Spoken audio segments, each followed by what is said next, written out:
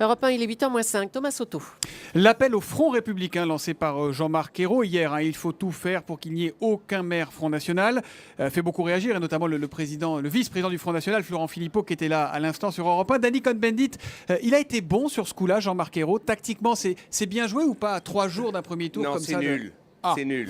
Alors, et je vais dire pourquoi. Premièrement, il fait ce que pendant toute la campagne a existé, c'est-à-dire on a peur du Front National. Donc tous ceux qui veulent voter Front Nationaliste, ça marche. Ça les embête, on les enquiquine. Donc ça mobilise le Front National à continuer à embêter. Hein, bon, premièrement. Deuxièmement, l'élection municipale, au premier tour, c'est une élection à la proportionnelle qui donne la possibilité aux citoyens, justement, non seulement pas de choisir les grands, mais peut-être d'autres forces politiques. Donc c'est un plus de la démocratie. Réduire le débat des municipales au Front républicain, c'est réduire la démocratie. Le Front républicain, c'est pour le deuxième tour, on est d'accord. Exactement, mais alors il fallait pas le dire avant le premier tour. Donc on en arrive au vrai problème, c'est qu'il pose un problème au premier.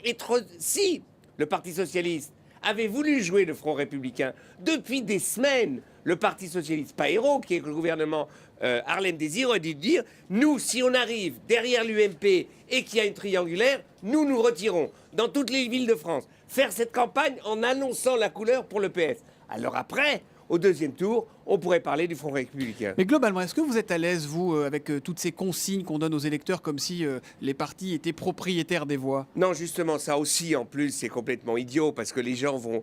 L'UMP, de toute façon, on sait que l'UMP est embêté, que 50%, on dit 40 ou 50% de l'électorat UMP n'a rien contre d'une alliance avec le Front National. Donc, c'est pas comme ça qu'on va régler ce problème. Et deuxièmement, on prend les gens pour des imbéciles.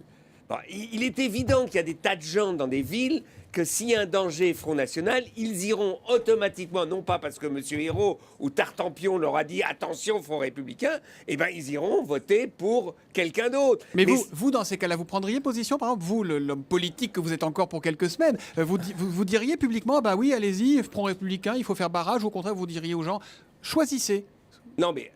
il y aura, moi, on l'a fait quand il y a eu Chirac en 2002. En 2002, et on a tous manifesté. Moi, j'ai dit oui, il faut voter Chirac. Mais là, on est en 2014, 12 ans après, avec le contexte. Vous le referiez ou pas? Ça dépend des villes, ça dépend des situations. Vous avez vu, là, par exemple, sur la sécurité, c'est pas l'UMPS, c'est... le Front National et Samia Ghali disent exactement la même chose. Elle a eu peur de répondre à Philippot que c'est une imbécilité incroyable de dire que si on réduit les peines, on donne des peines de substitution, ça va augmenter l'insécurité. Prenez les exemples de la Suède, de l'Allemagne et d'autres pays, ce n'est pas le cas. Est-ce qu'on ne peut pas dire, enfin, au Front National, vous dites une connerie, au lieu de dire, mais non, moi aussi, je suis pour la sécurité. Qui n'est pas pour la sécurité? Et chaque élection présidentielle, ils dit, nous, on va faire la sécurité. Il y en a marre des phrases toutes faites que le Front National aussi reprend. On l'a vu avec Philippot. Merci, Danny Cohn-Bendit. L'humeur de Danny tous les matins à 8h moins 5.